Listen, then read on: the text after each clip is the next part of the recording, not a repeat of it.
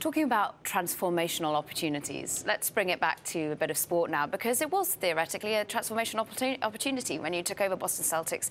It has been a process of reinvigorating, and now we're seeing that. What business opportunities did you apply to that to really see you now almost potentially in the run for champions? Well, it's been a great labor of love. Wick Grossbeck, our CEO, and Irv Grossbeck, who surfaced the opportunity that I was able to partner on with them, really both came from a venture capital and operations perspective. So we really came in with a strategic plan that involved three things. One, we wanted to build a championship team. That was the #1 goal, and that brings fans and that brings excitement to the city. The second was we really wanted to improve the fan experience. The previous ownership had not invested in large jumbotron and not invested in things to get the players close to the fans and technology. All these technologies came online to get us closer to our customers.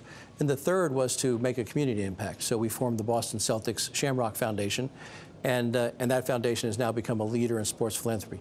Putting all those three together and then finding a fantastic management team led by Wick, Danny Ainge, Rich Gotham, just incredible team out there has led to a championship in 2008, and hopefully we're on the same path now.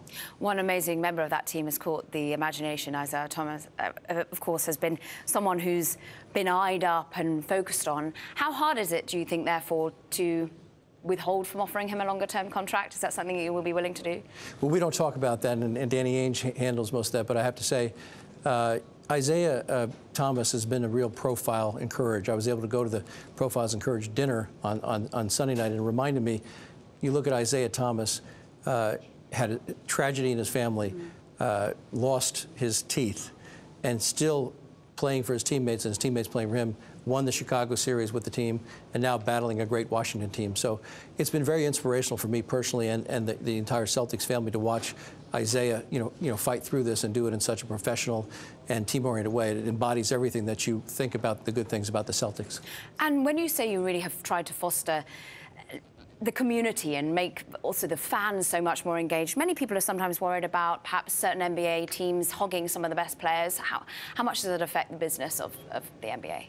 Well, I think your objective is to try to get the best players. I think there's nothing wrong with that, and you've got a plan for that. Danny's done a fantastic job. He takes a 5-year perspective in terms of trying to build a championship team. So we have salary cap space to get a free agent this summer. We have a very high draft choice. We have the highest probability to get the first pick through a trade that we pull off.